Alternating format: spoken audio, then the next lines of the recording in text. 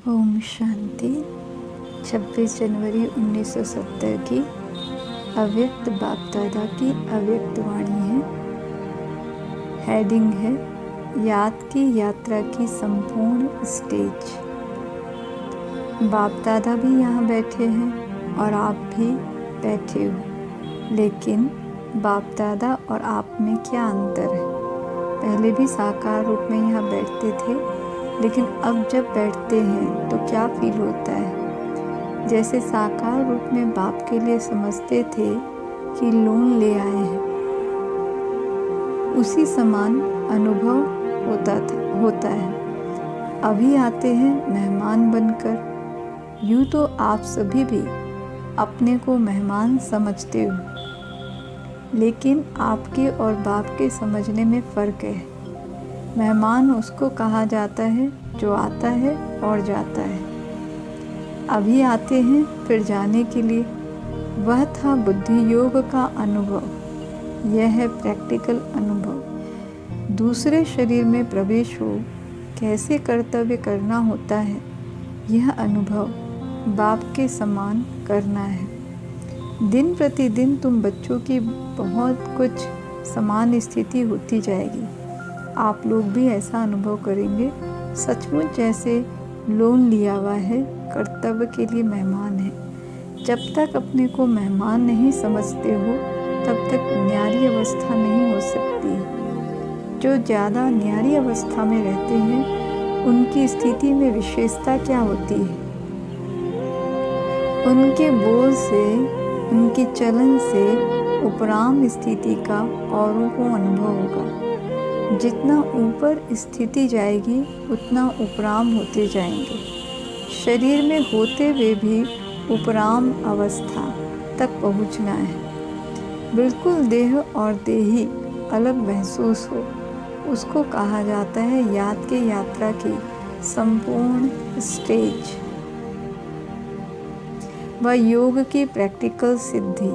बात करते करते जैसे न्यारापन खींचे, बात सुनते भी जैसे कि सुनते नहीं, ऐसी भासना औरों को भी आए। ऐसी स्थिति की स्टेज को कर्मातीत अवस्था कहा जाता है। कर्मातीत अर्थात देह के बंधन से मुक्त।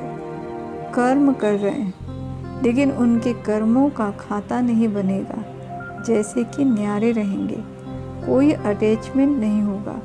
कर्म करने वाला अलग और कर्म अलग है। ऐसे अनुभव दिन प्रतिदिन होता जाएगा। इस अवस्था में चास्ती बुद्धि चलाने की भी आवश्यकता नहीं है। संकल्प उठा और जो होना है वही होगा। ऐसी स्थिति में सभी को आना होगा। मूल वतन जाने के पहले वाया सूक्ष्म वतन जाएंगे। वहाँ सभी को आकर मिलना है। फिर अपने घर चलकर फिर अपने राज्य में आ जाएंगे। जैसे साकार वतन में मेला हुआ, वैसे ही सूक्ष्म वतन में होगा। वह फरिश्तों का मेला नज़दीक है। कहानियाँ बताते हैं ना, फरिश्ते आपस में मिलते थे, रूहों से बात करते थे। वही अनुभव करेंगे। तो जो कहानियाँ गाई हुई है, उसका प्रैक्टिकल में अनुभव होगा। उसी मेले के दिनों का इंतज़ार है। अभी सर्विस के निमित्त हैं, सभी कुछ भूले हुए बैठे हैं। उस अव्यक्त स्थिति में मन और तन व्यक्त देश में है, ऐसा अनुभव होता है। अच्छा, अपने को कहाँ के निवासी समझते हो? परम धाम के निवासी समझते हो? ये कितना समय याद रहती है? ये एक ही बात याद रहे कि हम परम धाम निवासी आत्मा इस व्यक्त देश में ईश्वरीय कर्तव्य के निमित्त आए हुए हैं। मधुबन में आकर के विशेष कौन सा गुण लिया है? मधुबन का विशेष गुण मधुरता। मधु अर्थात मधुरता। स्नेही जितना स्नेही होंगे, उतना बेहद का वैराग्य होगा। यह है मधुबन का अर्थ, अति स्नेही।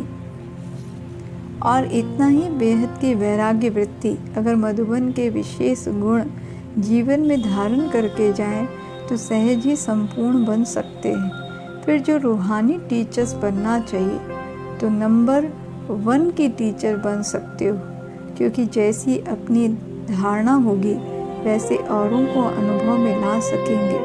इन दोनों गुणों की अपने में धारणा करनी है। मधुबन की लकीर से बाहर निकलने के पहले अपने में पूरी रीति में भर कर जाना। एक स्नेह से, दूसरा बेहद की वैराग्य वृत्ति से कोई भी परिस्थितियों को सहज ही सामना करेंगे। सफलता के सितारे बनने के लिए यह दो गुण मुख्य मधुबन की सौगात ले जाना।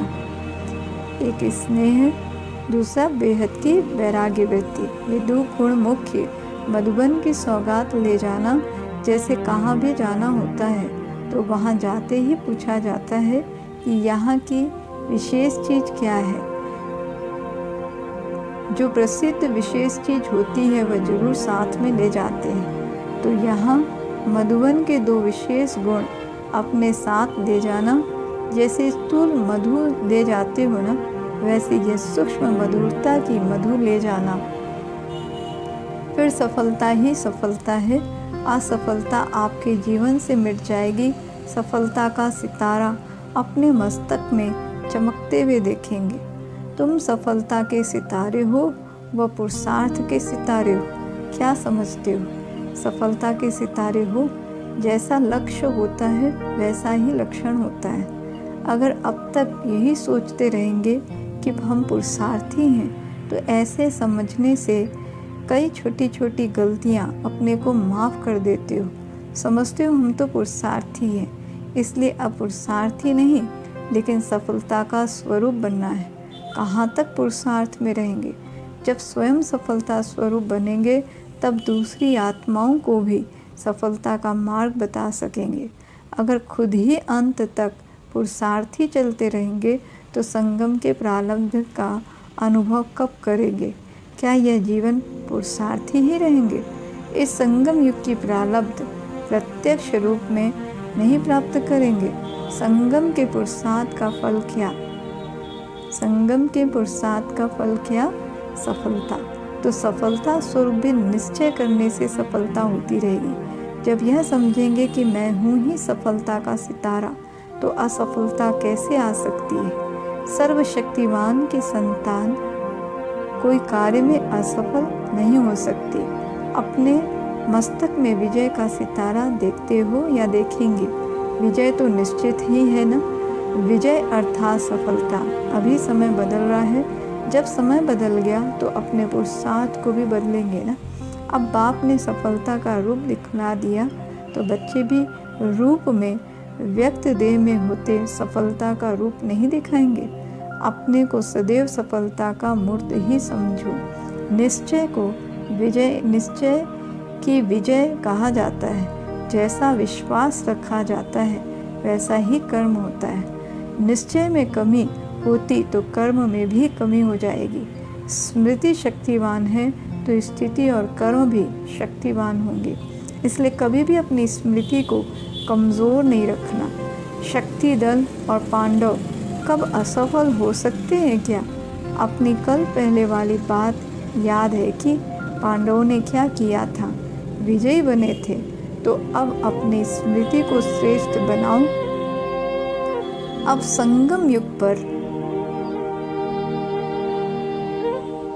संगम पर है विजय का तिलक। फिर इस विजय के तिलक से राज तिलक मिलेगा। इस विजय के तिलक को कोई मिटा नहीं सकते, ऐसा निश्चय है। जो विजयी रतन है उनकी हर बात में विजय ही विजय है। उनकी हार हो नहीं सकती। हार तो बहुत जन्म खाते रहे, अब आकर विजयी बनने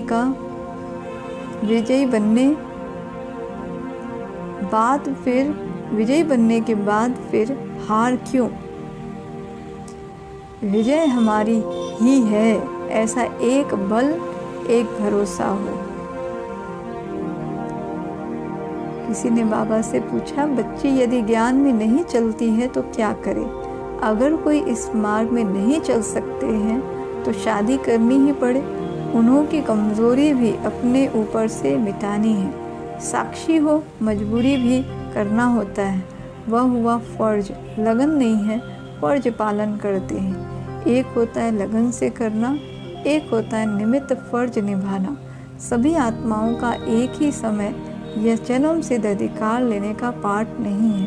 परिचय मिलना तो जरूर है, पहचानना भी है, लेकिन कोई का पाठ अभी है, कोई का पीछे बीजों में से कोई झट से फल देता है, कोई देरी से फल देता है। वैसे ही यहाँ भी हर एक का अपने समय का पाठ है, कोई देरी से फल देता है। वैसे ही यहाँ भी हर एक का अपने समय का पार्ट है। फर्ज समझ करेंगे तो माया का मर्ज नहीं लगेगा, नहीं तो वायुमंडल का असर लग सकता है। इसलिए फर्ज समझ करना, फर्ज और मर्ज में सिर्फ एक बिंदी का फर्क है, लेकिन बिंदी रूप में न होने के कारण फर्ज भी मर्ज हो जाता है। जो मददगार है उन्हों को मदद तो सदैव मिलती है। बाप की मदद हर कार्य में कैसे मिलती है यह अनुभव होता है। एक दो के विशेष गुण को देख एक दो को आगे रखना है। किसको आगे रखना, यह भी अपने को आगे बढ़ाना है। किसी को आगे रखना, यह भी अपने को आगे बढ़ाना है। शिव जयंती पर आवाज़ फैलाना सहज होता है। जितनी हिम्मत हो उतना करो, क्योंकि फिर समय ऐसा आना है जो इस सर्विस के मौके भी कम मिलेंगे। इसलिए जितना कर सकते हो उतना करो। भूलें क्यों होती है, उसकी गहराई में जाना है। अंतर्मुखी हो सोचना चाहिए, यह भूल क्यों हुई है, यह तो माया का रूप है ना। मैं तो रचयिता बाप का बच्चा हूँ। अपने साथ एकांत में ऐसे ऐसे बात करो, उभारने की कोशिश करो। कहाँ भी जाना होता है तो अपना यादगार छोड़ना होता है और कुछ ले जाना होता है। तो मधुबन में विशेष कौन सा यादगार छोड़ा है?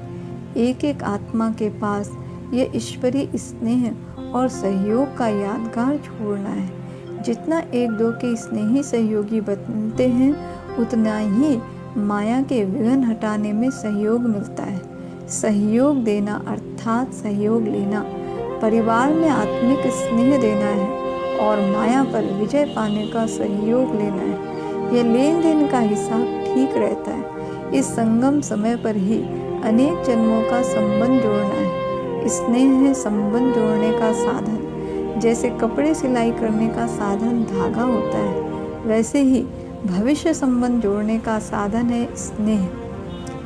स्नेह रूपी धागा जैसे यहाँ जोड़ेंगे वैसे वहाँ जुड़ता हुआ मिलेगा। जोड़ने का समय और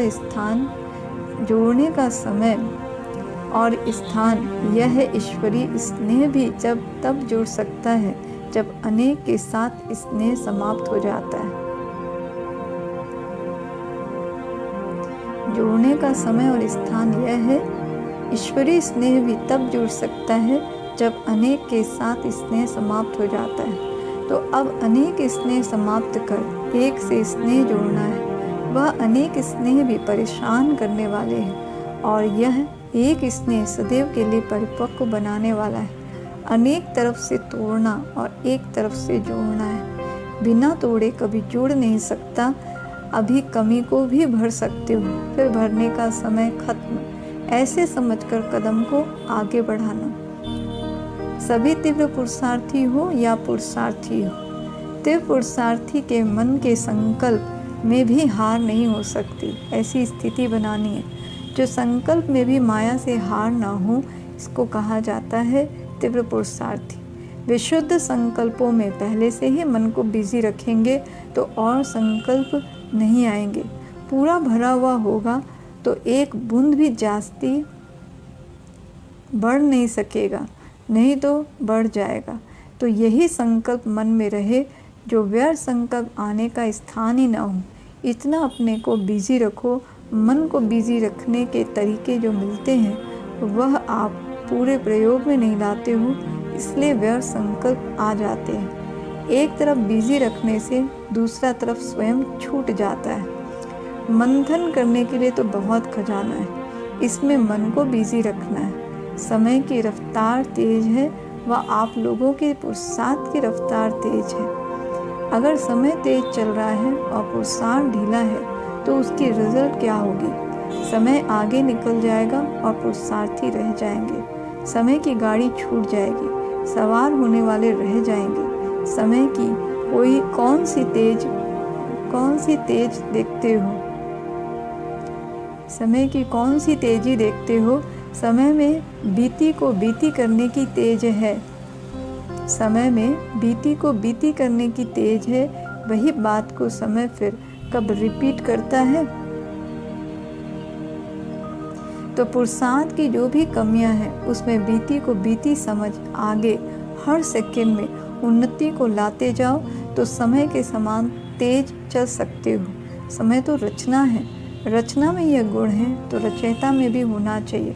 ड्रामा क्रिएशन है तो क्रिएटर के बच्चे आप होना, तो क्रिएटर के बच्चे क्रिएशन से ढीले क्यों? इसलिए सिर्फ एक बात का ध्यान रहे कि मैं जैसे ड्रामा में हर सेकेंड अथवा जो बात बीती जिस रूप से बीत गई वह फिर से रिपीट नहीं होगी, फिर रिपीट होगी 5000 वर्ष के बाद। वैसे ही कमज़ोरियों को बार बार रिपीट करते हो। अगर यह कमज़ोरियाँ रिपीट न होने पाए तो फिर पुरुषार्थ तेज हो जाएगा। जब कमज़ोरी समेटी जाती है तब कमज़ोरी की जगह पर शक्ति भर जाती है। अगर कमज़ोरियाँ रिपीट होती रहती हैं तो शक्ति नहीं भरती। इसलिए जो बीता सो बीता, कमज़ोरी की बीती हुई बातें फिर संकल्प में भी नहीं आनी चाहिए। अगर संकल्प चलते हैं तो वाणी और कर्म में आ जाते हैं। संकल्प में ही ख़त्म कर देंगे तो वाणी कर्म में नहीं आएंगे। फिर मन, वाणी, कर्म तीनों शक्तिशाली हो जाएंगे। बुरी चीज़ को सदैव फौरन ही फेंका जाता है, अच्छी चीज़ को प्रयोग किया जाता है। तो बुरी बातों को ऐसे फेंको जैसे बुरी चीज़ को फेंका जाता है। फिर समय पुरुषार्थ से तेज नहीं जाएगा। फिर समय पुरुषार्थ से तेज नहीं जाएगा। समय का इंतज़ार आप करेंगे तो हम तैयार बैठे हैं। समय का इंतज़ार आप करेंगे तो हम तैयार बैठे हैं। समय आए तो हम जाएं, ऐसी स्थिति हो जाएगी। अगर अपनी तैयारी नहीं होती है तो फिर सोचा जाता है कि समय थोड़ा हमारे लिए रुक जाएगा।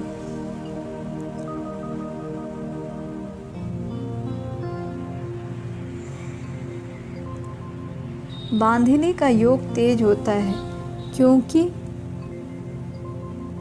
बांधिनी का योग तेज होता है क्योंकि जिस बात से कोई रोकते हैं तो बुद्धि जरूर उस तरफ लगी रहती है। घर बैठे भी चित्रों का अनुभव कर सकते हो, लेकिन ऐसी लगन चाहिए। जब ऐसी लगन अवस्था हो जाएगी तो फिर बंधन कट जाएंगे। एक की याद ही अनेक बंधन को तोड़ने वाले हैं। एक से जोड़ना है, अनेक से तोड़ना है। एक बाप के सिवाय दूसरा कोई नहीं। जब ऐसी अवस्था हो जाएगी फिर यह बंधन आदि सभी खत्म हो जाएंगे। जितना अटूट स्नेह होगा उतना ही अटूट सहयोग मिलेगा। सहयोग नहीं मिलता, इसका कारण स्नेह में कमी है। अटूट स्नेह रख करके अति सहयोग को प्राप्त करना है। कल पहले का अपना अधिकार लेने के लिए फिर से पहुंच गए हो, ऐसा समझते हो। वह स्मृति आती है कि हम ही कल पहले थे, अभी भी फिर से हम ही निमित्त बनेंगे। जिसको यह नशा रहता है उनके चेहरे में खुशी और ज्योति रूप देखने में आता है। उनके चेहरे में अलौकिक अव्यक्ति चमक रहती है। उनके नैनों से, मुख से सदैव खुशी ही खुशी देखेंगे। देखने वाला भी अपना दुख भूल जाए। जब कोई दुखी आत्मा होती है तो अपने को खुशी में लाने के लिए खुशी के साधन बनाती है ना। तो दर्पण में चेहरा देखने में आए, तुम्हारे चेहरे से सर्विस हो, न बोलते हुए आपका मुख सर्विस करे। आजकल दुनिया में अपने चेहरे को ही श्रृंगारते हैं ना। तो आप सभी आत्माओं का भी ऐसा श्रृंगारा हुआ मुंह देखने में आए।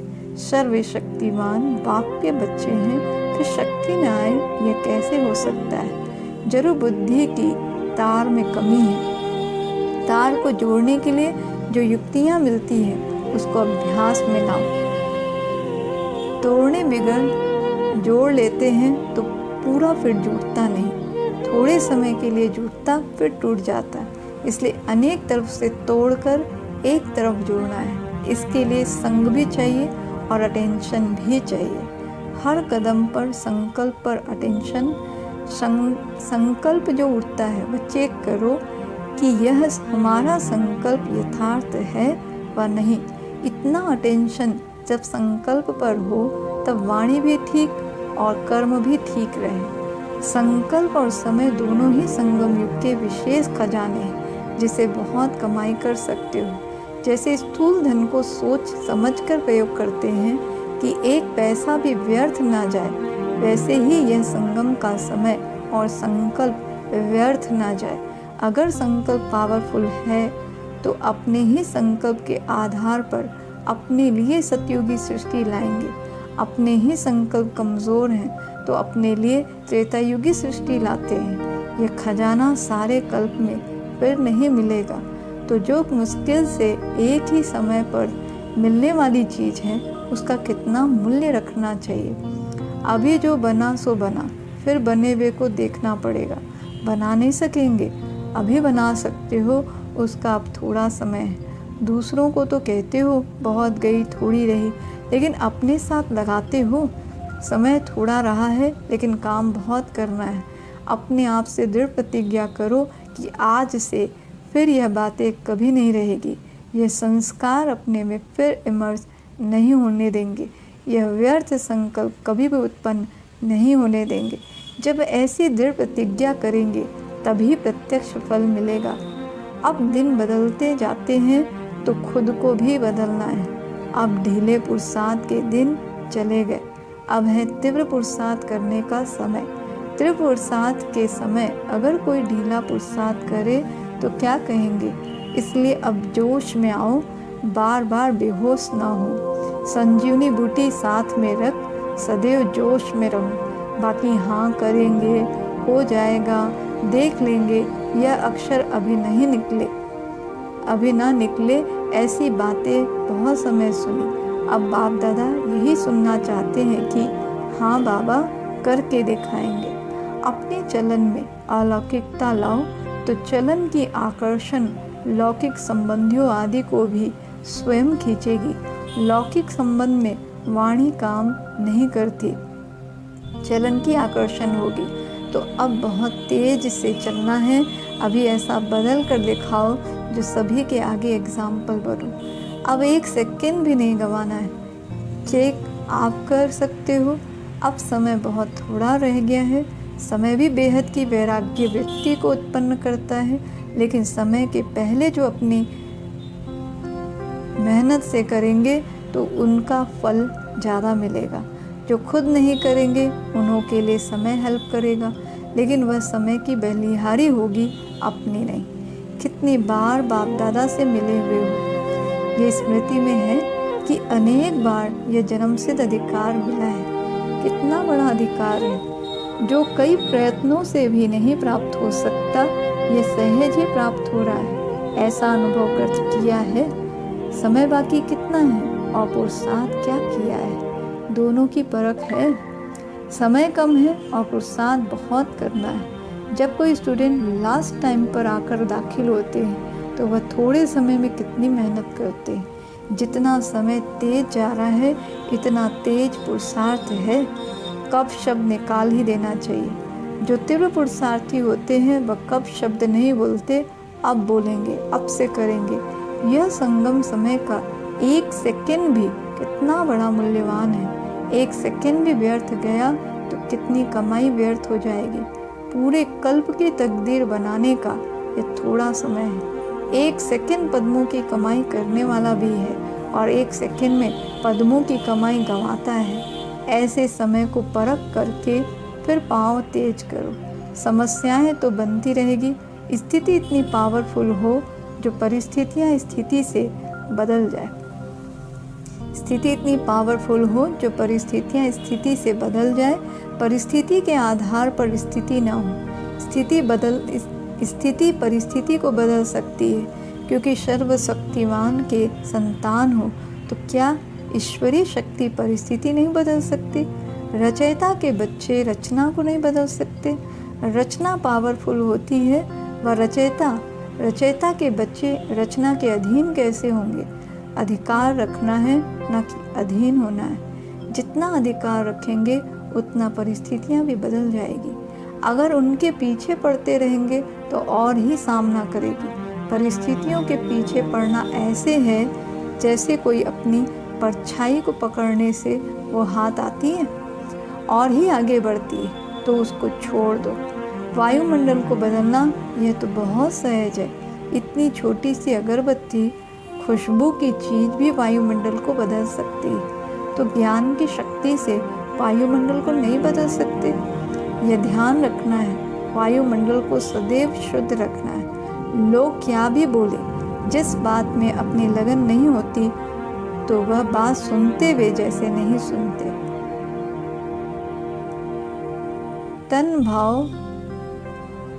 तन भल वहाँ हो लेकिन मन नहीं। तन भल वहाँ हो लेकिन मन नहीं, ऐसे तो कई बार होता है। मन कोई और तरफ होता है और वहाँ बैठे भी जैसे नहीं बैठते। तन से साथ देना पड़ता है लेकिन मन से नहीं। उसके लिए सिर्फ अटेंशन देना है। जब तक हिम्मत